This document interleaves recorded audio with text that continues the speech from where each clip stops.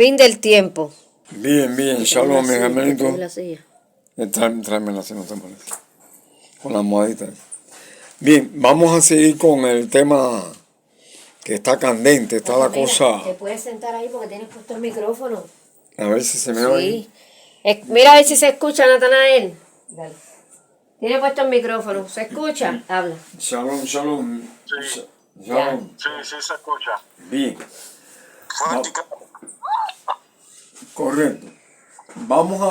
Porque la cosa está, y es una gran verdad, que necesitamos que se actualice. Exacto. Los eventos que están pasando en el mundo entero con respecto a la profecía. Pero ahora, pues, hemos tomado a Daniel, hemos tomado a Revelación, pero en Mateo 24, en el 22 de Lucas, 21, 22 de Lucas, hay advertencias de esta historia que prácticamente no se ha tomado en cuenta como tal. Por ejemplo, vamos a hacer un ensayo. En Mateo 24,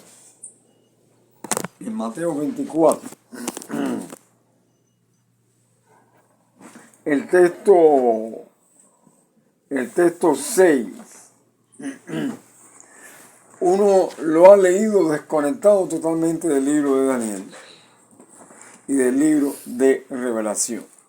Es como si usted leyera eventos futuristas, como si un profeta estuviera profetizando al aire, porque la parte de la desconexión de Daniel y de Revelación es porque no se toma en cuenta el centro ordenado en cuando él profetizó o cuando él eslabonó la historia que estamos viendo en el Monte de los Olivares, que ya era la última profecía o los eventos desde ahí en adelante hasta el final para llegar hasta la parte de lo que es el Caribe aquí, principalmente la América, principalmente, y la Europa con el Asia lejana. Entonces se desconecta.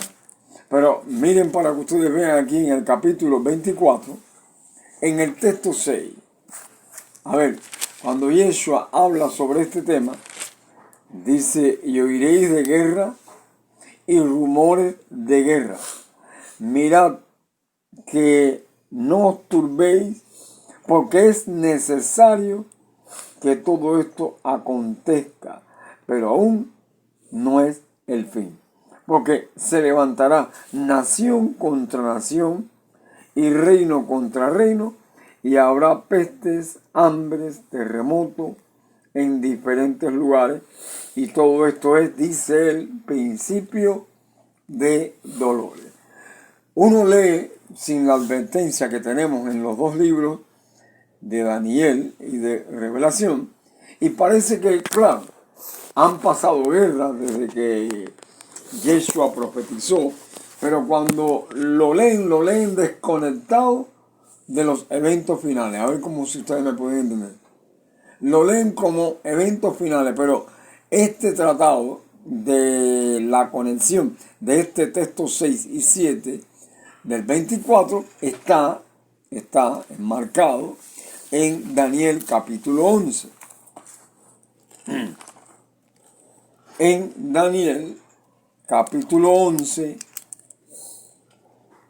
y ustedes pueden decir, caramba, puede ser así porque cuando se lee la profecía de Yeshua, se la lee desconectada totalmente de los eventos aún, desde la caída de Caín, cuando mató a su hermano.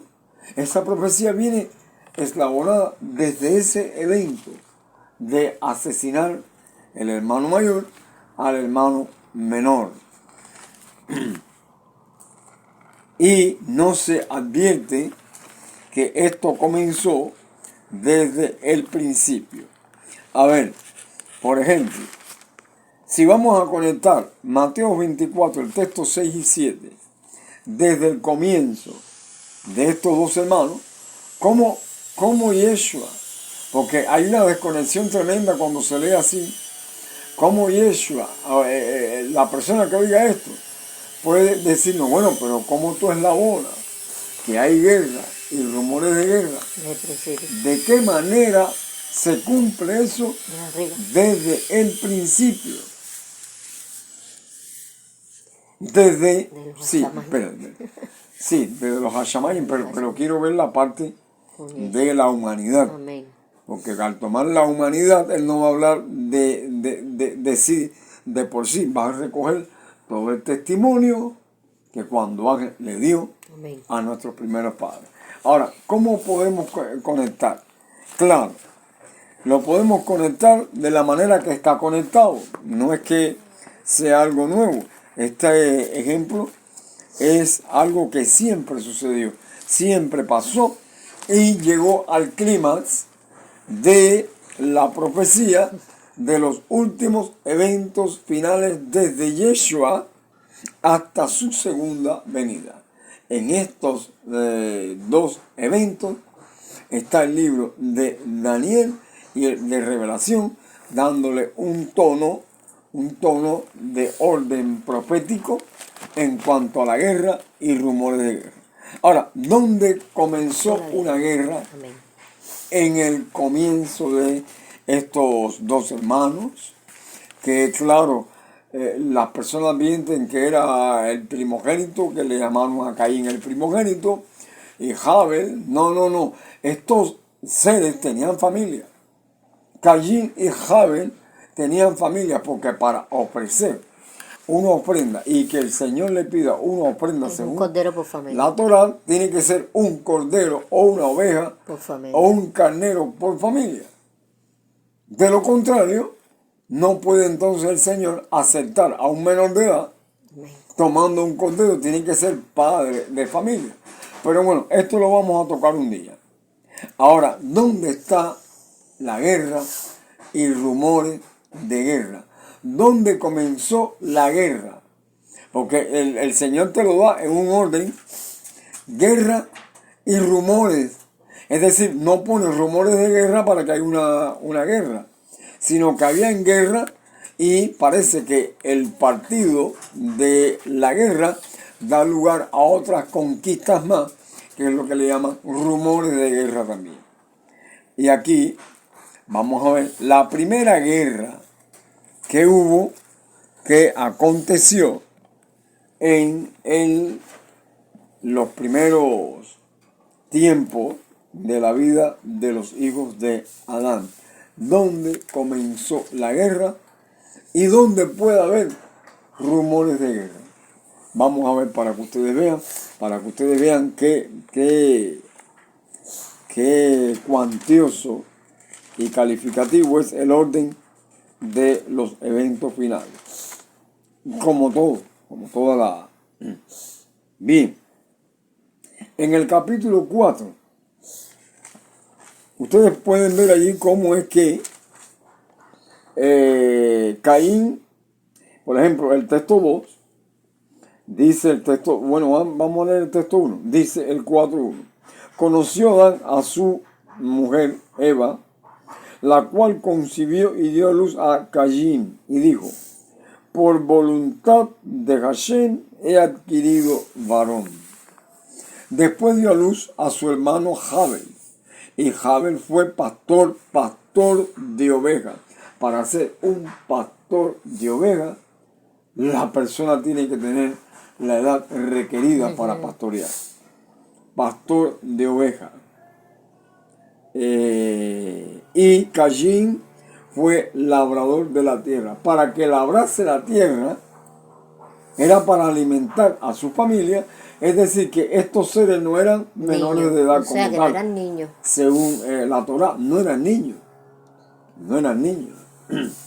Y ahora, ¿dónde está? Ya ustedes saben ya cómo mató Caín a su hermano Jabel, pero en el texto 19 del capítulo 4 comienza una guerra.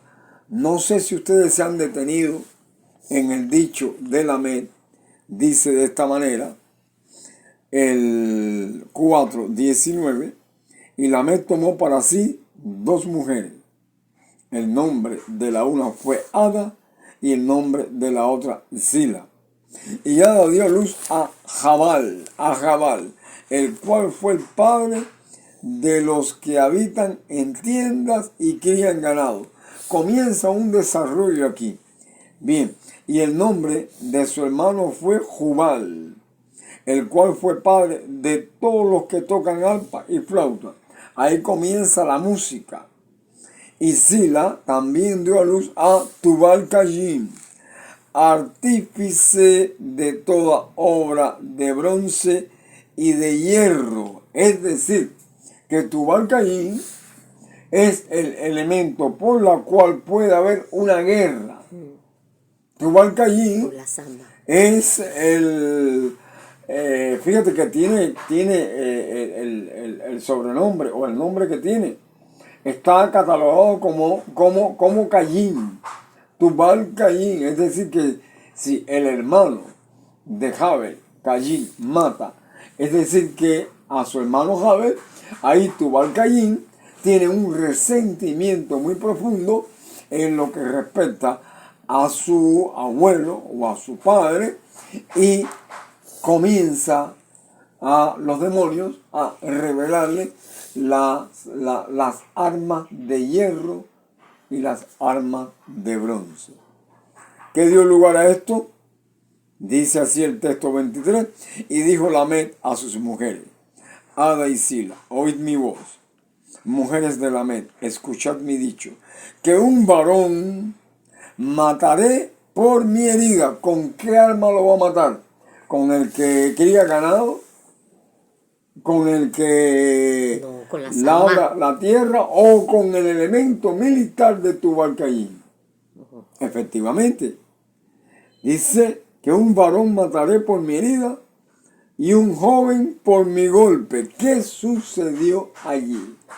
¿Por qué Lamec quiere una venganza? De tal manera de que de uno de sus 2 o 3 hijos se arma con una forma de guerra para embestir totalmente a este misterioso personaje que parece que salió a la guerra contra Caín y logró entonces matar al padre de estos elementos de artificio de la guerra que se descargó en Tubal-Caín. ¿Quién era este joven? ¿De dónde salió este joven a la cual él se refiere y señala con su dedo de que hay una venganza? ¿Por qué? Por su herida. Y un joven por mi golpe. ¿La herida cuál fue?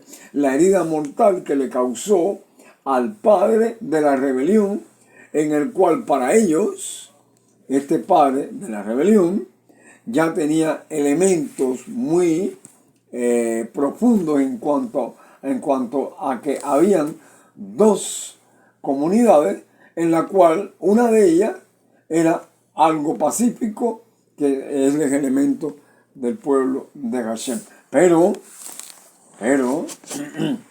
Caín, la comunidad de los cainitas, ahí usted puede ver ya lo que Yeshua llama guerra y rumores de guerra. Cuando Lamec habla de que va a matar a este muchacho, a este joven, ya se llama rumores de guerra.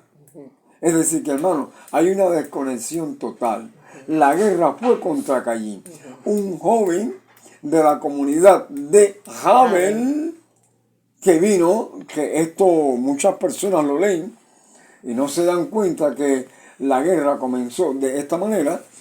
Y tenemos ahí entonces el elemento de un rumor cuando él llama a sus 2 esposas y empieza a rumorear lo que él dice: un joven mataré por mi golpe y un varón por mi herida. Es decir, en el texto 24, como que Lamec envuelve la historia de la guerra dentro de la profecía, aparentando un orden que en Daniel es que se ve el orden, no en Lamed. Dice aquí, en 24, si 7 veces será vengado Caín, Lamed en verdad 70 veces 7 lo será.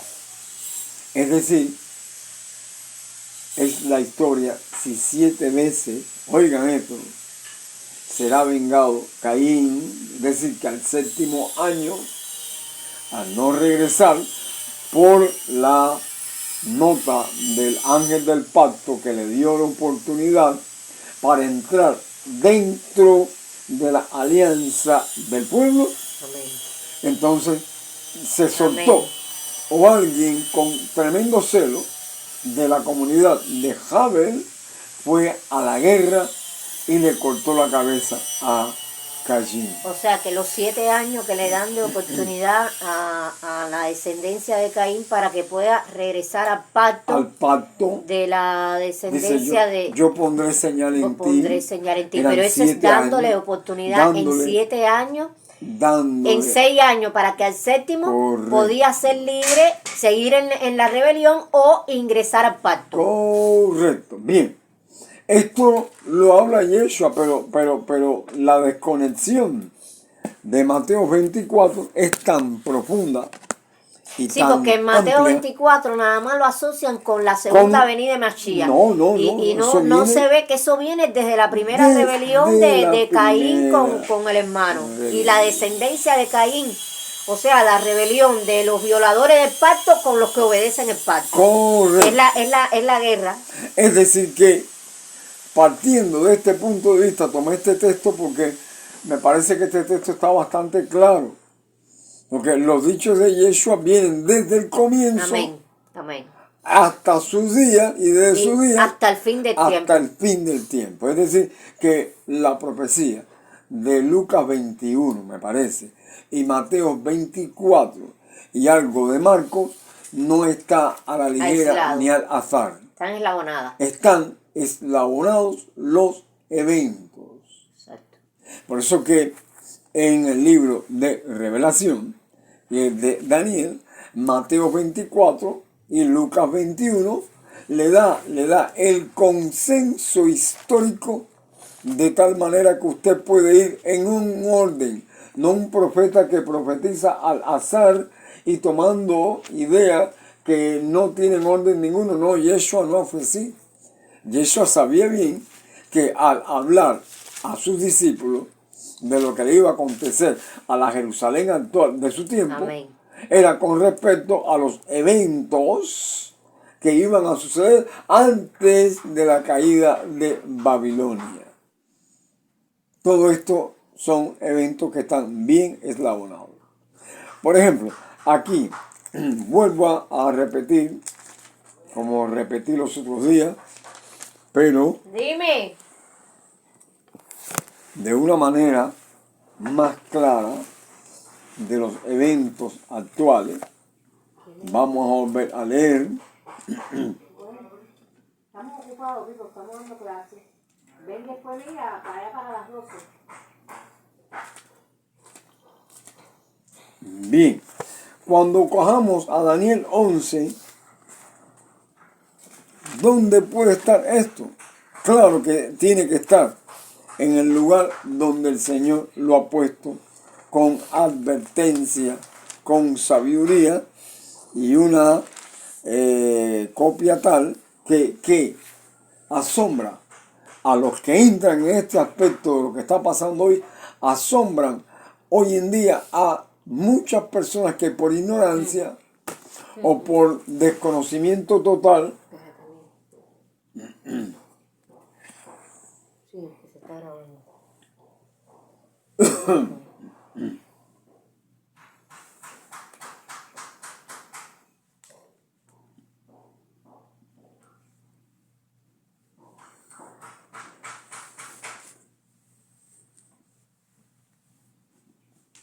Lo pausa. Lo seguimos.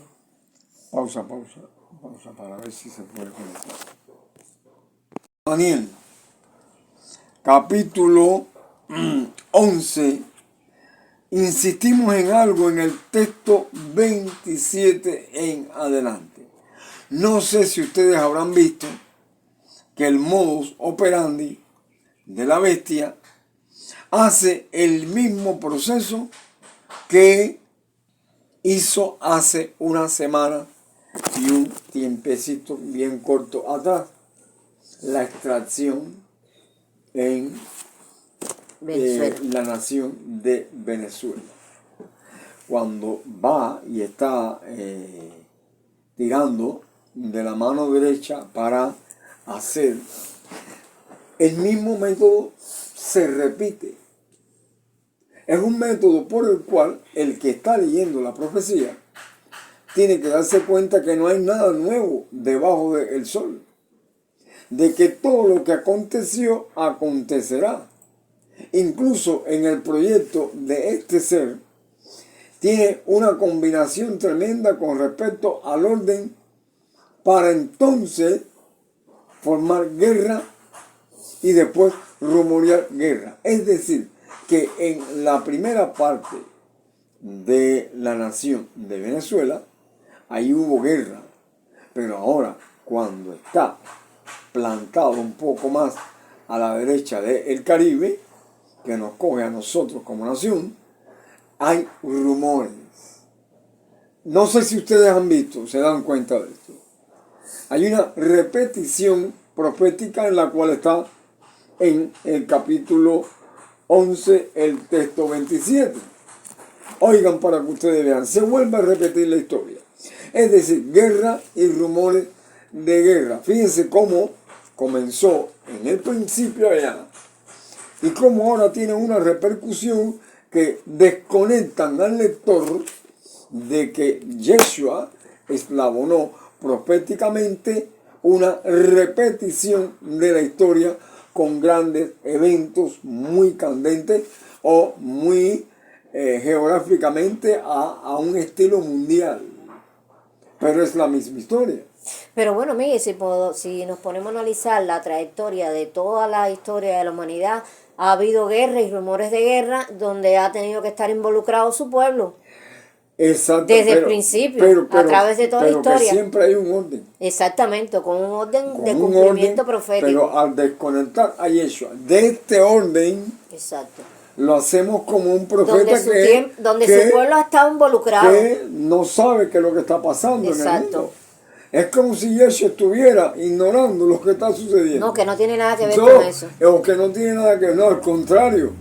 Él está como director y traumaturgo real de lo que está pasando. Correcto. Él está tomando las riendas en sus manos como un acápite de lo que va a ser su segunda venida.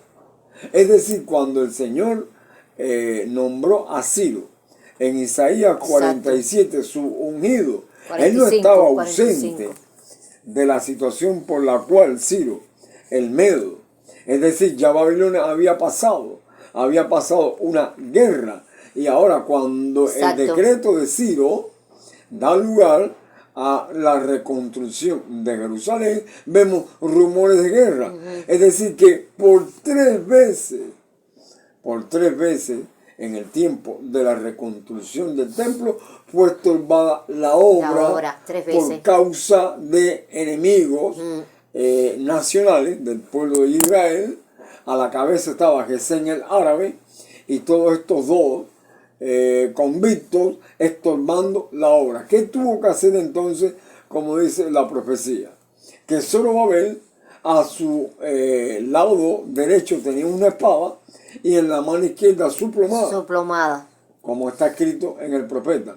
Pero Yeshua no estaba ausente, o Mijael no estaba ausente, el Abba Sheba Shammai no estaba ausente. Los ángeles santos están lidiando Amén. De tal manera en el conflicto aquel que cuando uno lo lee de esta parte es como si la desconexión llegó al colapso. ¿Y qué está pasando?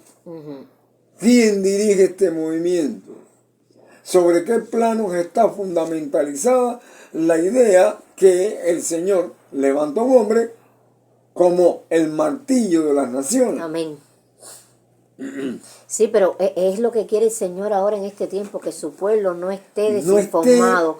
Porque exactamente, el Señor siempre ha tenido a sus mensajeros en todos los tiempos para que su pueblo esté informado de los acontecimientos, de los eventos, exactamente, dirigiendo todos los movimientos, que no están aislados del pueblo. No están aislados de las profecías. Por ejemplo, ahora hubo guerra. Vamos a ver el rumor de guerra que lo estamos viviendo de una manera tremenda, porque ya estamos en el plano de un rumor, pero ya pasó una guerra, o por lo menos se está lidiando aquella guerra, pero ya está ganada ya. Es decir, que las funciones del martillador de las naciones está tomando un aspecto bien sincronizado mediante la sabiduría humana y la ayuda de ángeles santos para que él mismo pueda ver que él no es el protagonista de lo que está pasando. El protagonista es el Abba y el Hijo. Él tiene que verlo y claro que lo va a llegar a ver de alguna manera para que la profecía misma, si no, da un cambio y un giro hacia la parte de la religión y quiera meterse con el pacto santo. A ver, mira, a ver. La corriente ya se fue ya. Bien. Es decir, que en el capítulo 11 y el texto 27 en adelante nos va a dar un concepto claro de Daniel, de la repetición de la historia, con efectos aparentemente cambiantes, pero el mismo modo de operación. Su fundamento es la misma historia desde que Caín mata a Abel, y comienza la guerra, y después en su predicción rumores de guerra también. Pero aquí en el capítulo 27 del capítulo 11 del libro de Daniel, el Señor está recogiendo una repetición a la manera global, mundial, de la cual muy pocas personas están advertidas. Entonces, hoy en día se forma un tremendo corre-corre y muchas personas consultan a los adivinos, consultan a las estrellas, al sistema planetario, para ver qué es lo que está sucediendo. Pero el Señor nos había dicho acá, si leemos detenidamente el capítulo 24, un momentico allí, el texto 6, dice, y oiréis de guerra y rumores de guerra, mirad que no os turbéis. Es decir, le envía un mensaje a su pueblo. Amén. Desde tiempos antiguos que llega hasta nuestro tiempo.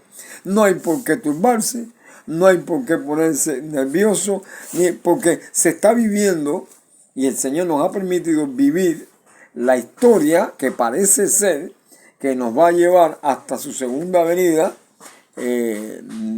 mirando todos estos eventos. Quiere el Señor que sea como Él quiera y no como uno quiera, pero sí le dice, no turbéis, porque es necesario que esto acontezca. Es necesario, porque quien está llevando la rienda de lo que está pasando en el mundo entero es el trono, el Amén. Alto trono blanco que está en la Santa Jerusalén, la celestial. No podemos tener miedo ni estar medroso, porque el que lee, dice que lo dijo Yeshua, que el que lee entienda. El que lee entiende. Bien, entonces, ¿qué pasa? Si advertimos la lectura de Daniel, dile que estamos grabando. Ya estamos grabando el estudio, mis hermanos. Bien. No se preocupen. Si uno advierte la historia de este punto de vista con una repetición ordenada. Por eso es que el pueblo del Señor, en el capítulo 24 de Matías, el texto 6, lo que está es buscando una profecía antigua que dice que no se desenfrene. ¿Por qué? Porque el pueblo que se desenfrena está sin profecía. Amén. Y tenemos que advertir, la única manera de estar tranquilos y esperando, el Señor nos ha dado el privilegio de ver con nuestros ojos lo que muchas veces hemos hablado de los eventos antiguos, que aún los más concienzudos estudiosos no lo creen, no le dan el valor ninguno, pero ahora llegó el momento de que el pueblo del Señor de este último tiempo Amén. se le está probando para ver la esposa, qué postura, para que la esposa esté preparada ataviada para entrar en la boda del Cordero. Por eso es que el Señor dice en Oseas que por un profeta es guardado el pueblo y por un profeta es sacado. El Señor siempre tiene su mensajero para que no se turbe su pueblo. Bien, ahora, yo les estaba hablando a ustedes que el martillador, estoy hablando en términos simbólicos para no mencionar el nombre, tiene todo la carpintería a su favor.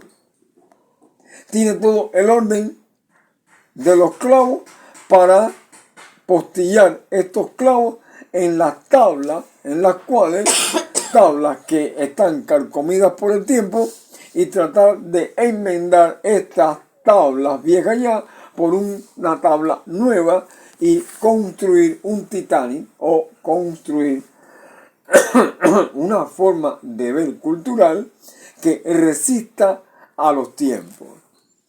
Y efectivamente puede resistir a los tiempos, siempre y cuando el martillador tenga conciencia plena de lo que va a suceder de su propia maniobra personal con este martillo.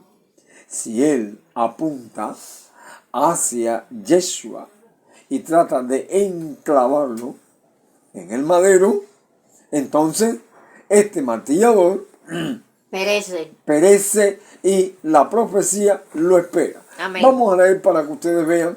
Ya vimos la guerra, todos los que están tratando de estar conectados a estos informes deben tener una plena concienzuda veracidad, que hay elementos que se exageran y otros que están al punto. Hay mucha improvisación, pero porque no hay profecía. No hay una conexión. No, y que dice profética. Revelación 19:10 que el testimonio de hecho es el espíritu de la profecía. Quiere Correcto. decir que si no se domina el testimonio de Mashiach, no hay profecía, no se conoce Bien, nada. Bien, entonces, es decir que si leemos de nuevo, hay otra repetición, no en la guerra, que ya sucedió, sino en los rumores de guerra. Cuando hablo de rumores de guerra, ustedes me entienden que estamos sentados y en la grada contemplando el rumor de guerra. Dice en el 27, el corazón de estos dos reyes será para hacer mal, y en una misma mesa hablarán mentira, mas no servirá ¿Estás de dónde? nada. ¿Estás dónde? Estoy en Daniel 11, el texto 27. El corazón de estos dos reyes será para hacer mal, y en una misma mesa hablarán mentira. Es decir, dos reyes, un martillador y alguien que carga con una tabla vieja que ya no tiene de qué forma enmaderarla y encuadernarla perfectamente en la embarcación. No la hay, pero este martillador tiene una forma de ver más amplia de que esas tablas ya no sirven ya. Y que es menester de que el tablero o las tablas y el enmaderado de esta nave va a cursar el fin de la historia hasta los términos de la misma, con una embarcación diseñada por el martillador y de dónde es que pertenece este martillador. Estamos hablando de una nación muy poderosa en el sentido de esta construcción de esta embarcación. Dice el texto siguiente o la frase siguiente, mas no servirá de nada, no servirá de nada. Es decir que proféticamente y en el mashal, como ustedes lo pueden ver, el martillador está tratando de una advertencia que esa embarcación no va a tener subsistencia en la mar. No va a tener subsistencia cuando hayan tifones y cuando hayan ciclones y tormentas. Que la única forma de que esta embarcación pueda terminar su término feliz y llegar a puerto seguro es mediante el diseño del martillador, no el que lleva la negativa en esta enmaderación de esta barca ya vieja y ya que no tiene el orden náutico de una dirección. La gente no entiende. No vas a dar el detalle. Ellos lo saben. ¿Ustedes están entendiendo lo que se está hablando? A ver. Espérate, sí, porque estás hablando el símbolo. En símbolo y a lo mejor los hermanos no saben. ¿Ustedes saben quién es el martillador y quién es el de la tabla que está vieja? A ver, él no sabe lo que está diciendo. Bien. Claro, el martillador no es más que el rey del norte. Exacto. El rey del norte. ¿Sabes quién es el rey del norte, Navi? Donald Trump. Ajá. Ve, porque no entienden, se habla en sentido figurado y la persona no sabe en la actualidad quién es uno, quién es el otro. Por ejemplo, en la nación donde usted vive, que es Colombia, a ver si lo puede ver, el martillador está tratando con el mismo trato. Está tratando de que esta nación esté y que lleve una rienda por la cual la embarcación del martillador le va a poner la línea de la coordenada náutica para que no fracase en la mar. Estamos hablando del presidente Petro. O sea que Trump está tratando de socavar y someter a su autoridad a Colombia. Es lo que él quiere decir. ¿Entendiste? Ya. Exacto, porque está escrito quién como la bestia y quién podrá lidiar contra ella. Bien. Sí. Los demás entienden, no es verdad, los demás entienden. Bien. Es decir, correcto.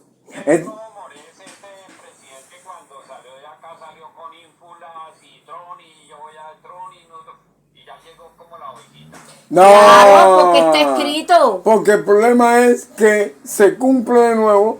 Lo que los dice, dos reyes se sentarán en una mesa. Hablan mentira. Siempre hay una mesa de negociación. A ver, lo pueden ver claro. Eso está escrito. Es la repetición. No va a ser otra cosa que no esté fuera del plan que el Señor ha prometido y ha repetido constantemente. O sea, desde que Lamed empezó a rumorear una guerra. O sea, que en este libro de Daniel, con el libro de Revelación, lo que se ve más bien la parte política de las naciones donde está involucrado su pueblo. Con detalles. Con detalles. ¿Ve? Entonces las personas como casi siempre dicen que el libro de Revelación es un libro de simbólico, que es muy difícil, porque el libro que abre, la llave que abre el libro de Revelación es Daniel. Si no se conocen las profecías de Daniel y los eventos históricos ocurridos en aquel tiempo, porque se repiten ahora en el tiempo final, usted queda varado en el océano y no tiene profecía. Y encima de una tablita vieja que a la corta y a la larga no va a prevalecer. Claro, porque no tiene profecía, Bien, vamos a seguir entonces. Dice, mas no servirá de nada. Es decir que vamos a ver una de estos dos reyes, uno de ellos va a tratar de martillar y el otro con lisonja va a querer tratar de que el martillo no se le dé tan duro al tablero viejo, pero no servirá porque se resistirá al estilo de Faraón. Se resistirá. Su corazón se le va a endurecer porque no puede concebir o sabe bien el segundo rey, el del tablero, que está viejo. Conocen muy bien todos estos reyes, conocen muy bien que el estilo mundial de esclavizar a las naciones es llevarlo a la esperanza y a la ignorancia. Un madero viejo. Bien, dice porque el plazo aún no habrá llegado. ¿Cuál es el plazo que aún no habrá llegado? Es decir, el martillador dice, trata de poner las cosas como yo te digo y tratar de buscarte las tablas nuevas, porque si esas tablas o sea, que tienes que ajustarte a las condiciones mías. Tienes que ajustarse ese es el resumen. A las condiciones del martillador. Si no es así, hay un plazo determinado por el Señor en la cual Dale, sí. Vamos a ver que la profecía dice que no servirá de qué, de nada, hasta que llegue el plazo que el martillador presenta. Bien, dice el texto 28, y volverá a su tierra con gran riqueza, y su corazón será contra el pacto santo. Hará su voluntad y volverá a su tierra.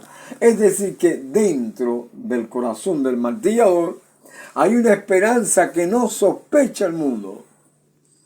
No sospecha, porque la riqueza por la cual el martillador está apedillado es porque ha traído y va a traer y ha consumado en muchas partes la paz y la seguridad. Exacto. Pero es levantarse contra el pacto santo, el Bien, fin. dice el 29, al tiempo señalado, ahora vuelve la planificación de la mesa. Al tiempo señalado, porque es el texto del 27, porque el plazo aún no habrá llegado, dice el 29, al tiempo señalado volverá al sur de la guerra y la de los rumores de guerra. Cuando yo hablo de rumores de guerra, no solamente es una nación, son varias naciones que se van ajustando a el plan del martillador, pero otras se resisten. Como el plazo habrá terminado, volverá al sur, mas no será la postrera venida como la primera. Es decir, que va a cumplir el propósito, a la fuerza, el propósito del martillador. Exacto. Subyugar a las naciones. Exactamente. Que se postren a sus pies. Porque vendrán contra él naves de Quitín. Es decir, la palabra Quitín, hebraicamente, como antiguamente se ha recogido, son naves estratégicas de funcionamiento muy especializado en destruir algo, como decimos nosotros, muy moderno, en el cual alguien tendrá que temblar, o algunos tendrán que temblar. Dice el 30, porque vendrán contra él naves de Quitín, y él se contristará y volverá, y se enojará, se contristará y volverá. Hay algo que el martillador presume, y ustedes tienen que notar y tomar nota de esto. El martillador presume de mucha, ¿cómo decir? De mucha hegemonía de adoración. Este martillador tiene una forma de ser que cuando no era martillador, él ya lo venían preparando para esta negociación que hay hoy en día. Es decir, no me grites más, porque si me vuelves a gritar, yo tendré que ir a tu puerta y entendértelas conmigo. Esa es, y se contristará y volverá y se enojará contra el pacto santo. Él volverá es la parte totalmente realizada de este martillador, pero hay un grupo en el mundo, principalmente en la América, que parece ser algo parecido al presentar que el santo pacto con respecto al Shabbat molesta al progreso del martillador.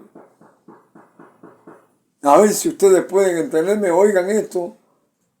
El Señor está hablando en estos últimos días para que la persona no pueda decir, no, yo nunca oí hablar de esto. No por ustedes, sino para otros que van a oír que el Señor está tratando de rescatarlo en el entendimiento para que puedan tener una idea y compartir con el pueblo del Señor, porque eso va a suceder, el plazo final que el Señor tiene contra el martillador. Bien, dice así el texto: volverá pues y se enojará contra el pacto santo. Estoy leyendo el 30 del capítulo 11. Y hará según su voluntad. Volverá. Es decir que este martillador no va a tener planificación con los que le rodean, con un senado. Va a venir de su corazón solo.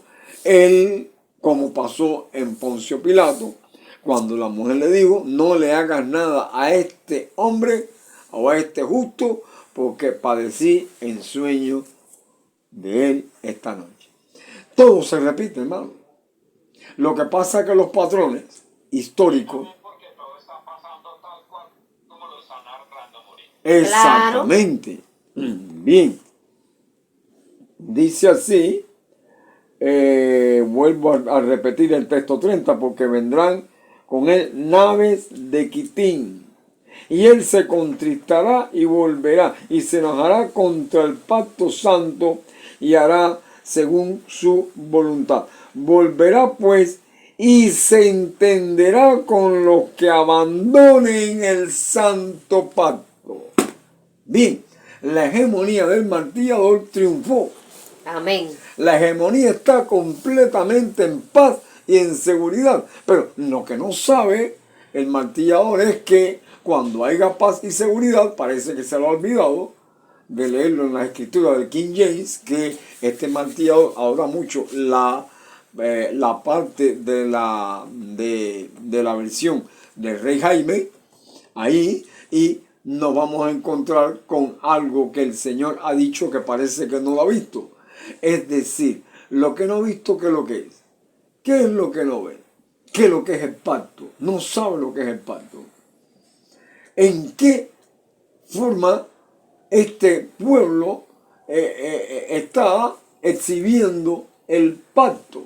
Que es la parte en la cual muchos no advierten.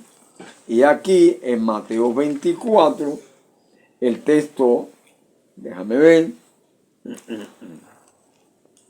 el texto, déjame pararme porque no veo bien. Ponte aquí. En Mateo 24, para que ustedes lo puedan ver perfectamente, este ser que no conoce el pacto, no ha leído en la King James que cuando digan paz y seguridad vendrá destrucción repentina, y él se le ha dado a tomar la paz y la seguridad. Pero como en tiempos antiguos, cuando el rey Ciro muere y los otros correligionarios vienen a participar de la profecía de la reconstrucción del templo, se equivocaron contra el pueblo del Señor. Pero este ser no le hace falta una segunda personalidad. La profecía lo capta como el gran octavo rey, que era lo que decíamos, que él va a salir, y personas que no lo entendían, pero bueno, se cumplió lo que estaba escrito. Pero aquí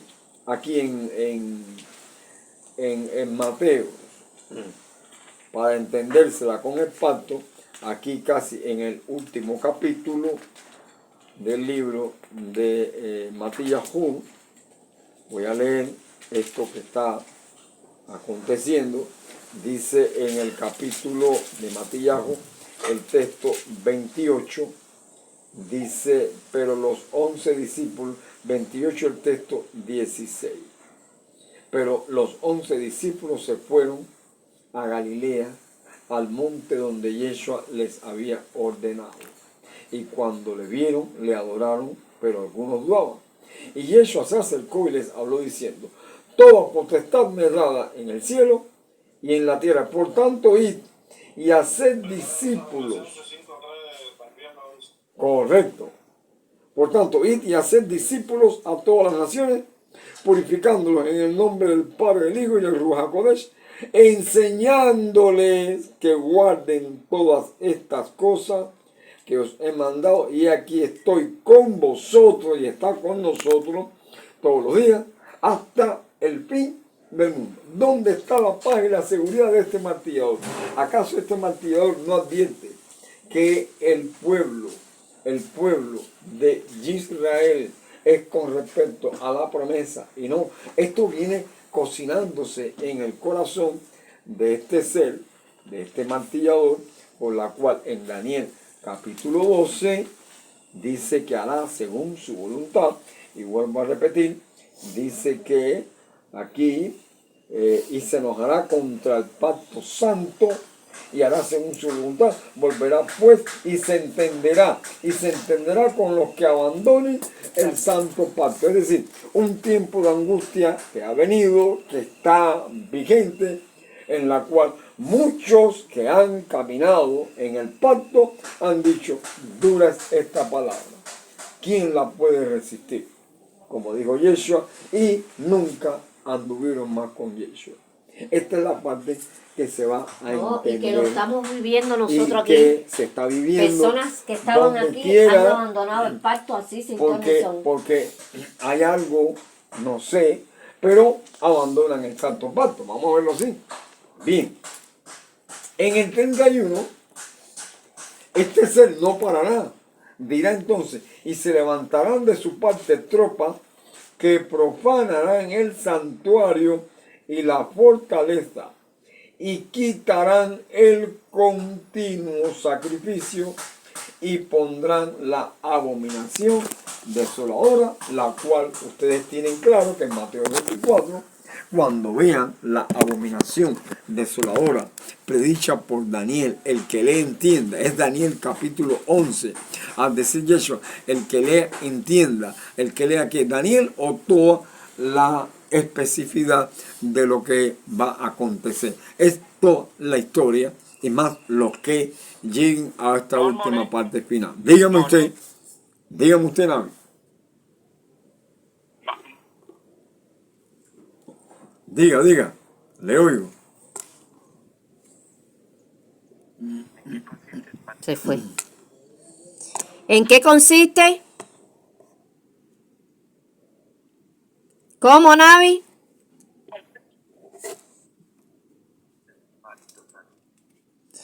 ¿Que en qué consiste el pacto santo, chaval? Bien, el pacto santo y el quitar el continuo, vamos un momentico a Matías para que se pueda ver que Yeshua no tiró la profecía como una piñata al desorden. No, está muy bien dirigida la profecía, y si está bien dirigida, fíjense que él dice, el que lea, entienda. Es decir, que no está suelta la profecía. El pacto santo, Bien, vamos a buscar en qué consiste el pacto santo. Déjame leértelo primero aquí en... Sí, santo. Sí, ya, bien. Ya ustedes están conscientes que Yeshua habló sobre esto. Bien, vamos un momentico a la Torá. ¿Y qué es lo que es el pacto santo? ¿Qué está pasando con el pacto santo que a él no le ha venido a su corazón en la escritura, que ama mucho la de King James?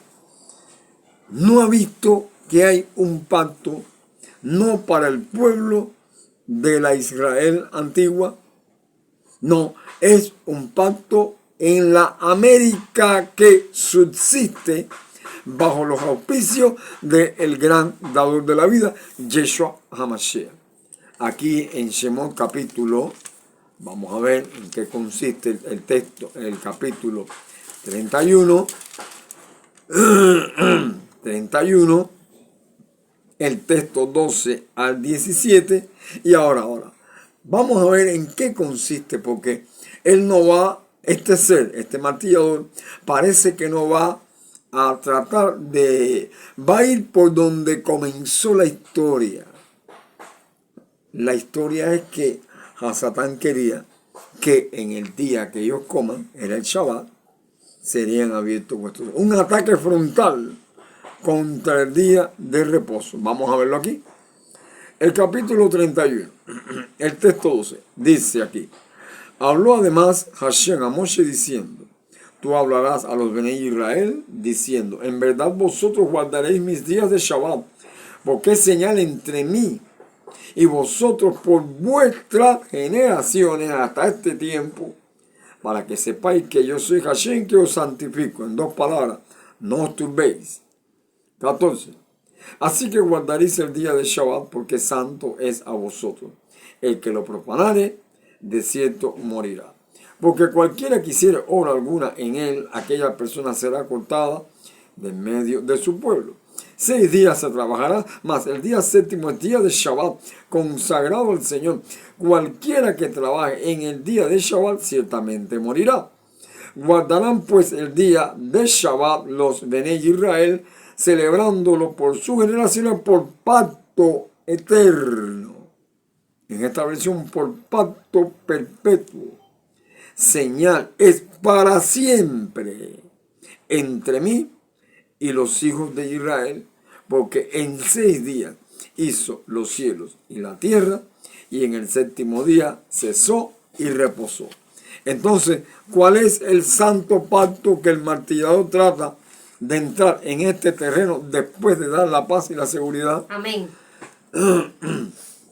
El día de reposo. Bien, si vamos un momentico para que nadie pueda entenderlo mucho mejor, y los hermanos, en el libro de Revelación, si este pacto, el Shabbat, es una señal, ¿qué pasa con los 144,000? ¿Qué tienen ellos en su frente? Dice el capítulo 7 del libro de Revelación, el texto 1 en adelante: después de esto vi a 4 ángeles en pie sobre los 4 ángulos de la tierra, que detenían los 4 vientos de la tierra para que no soplase viento alguno sobre la tierra. Es decir, la estadía del martillador a tratar de poner lo que está poniendo. Y todavía no había pasado aquello, ni sobre el mar ni sobre ningún árbol. Vi también a otro ángel que subía de donde nace el sol, que tenía el sello del Elohim vivo, y clamó a gran voz a los 4 ángeles a quienes se les había dado el poder de hacer daño a la tierra, diciendo: no hagáis daño a la tierra, ni al mar, ni a los árboles, hasta que hayamos señalado en sus frentes a los siervos de nuestro Elohim. Bien, ¿cómo lo ve ahora? ¿Cuál es el santo pacto? Pregúntale a Navi si entendió. A ver, Navi, ¿cuál es el santo pacto? El Brit Kadosh.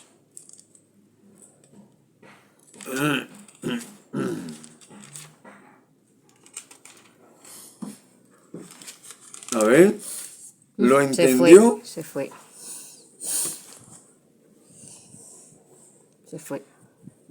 ¿Se escucha? No se escucha ya. Dale, sigue, Miguel, dale. Bien.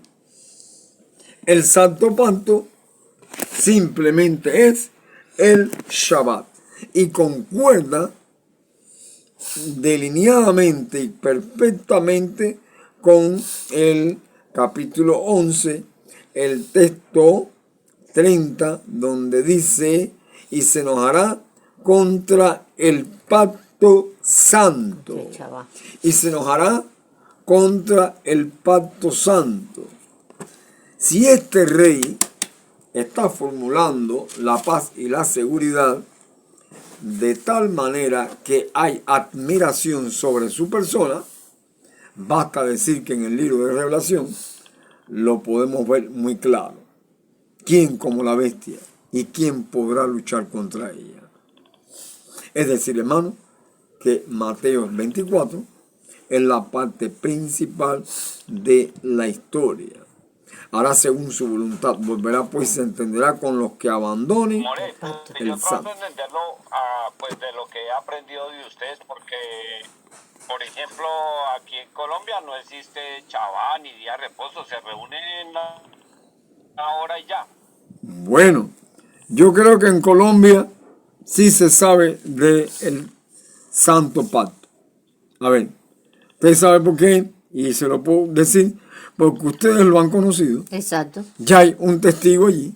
Ahora, los que abandonen el Santo Pacto, eso será un problema, pero usted tiene el Santo Pacto. Usted es un testigo del Santo Usted Pacto. es un testigo en Colombia del Santo Pacto, no quiere decir... Todos los hermanos que están ahí de distintos países, de distintos lugares de aquí de Cuba, son testigos del pacto eterno. ¿Cómo puede pasar esto? ¿Cómo puede pasar esto? Como el Señor lo ha diseñado. Él tiene testigos. Dice, vosotros sois mis testigos. Mis testigos no son los testigos no son los de testigos de Jehová, Jehová, son los que guardan el pacto eterno. Esos son los testigos de Elohim. Bien, lo pudo entender perfectamente mi hermano Navi. Usted es un testigo del Santo Pacto. Bien, entonces en el texto 31, y termino con esto para no agotar la historia, dice, y se levantarán de su parte tropas que profanarán el santuario. ¿Qué tipo de tropas son estas? ¿Qué tipo de tropas son estas? El Navy SEAL, todas estas tropas que están... Los comandos.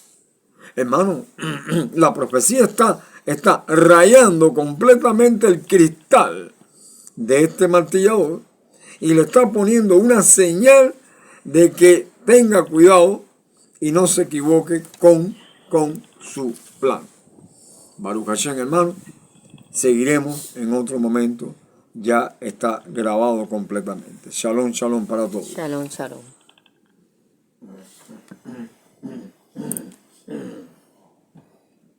Ya, se fue. Empieza la ventolera. Pero bueno, agotamos una hora. Claro.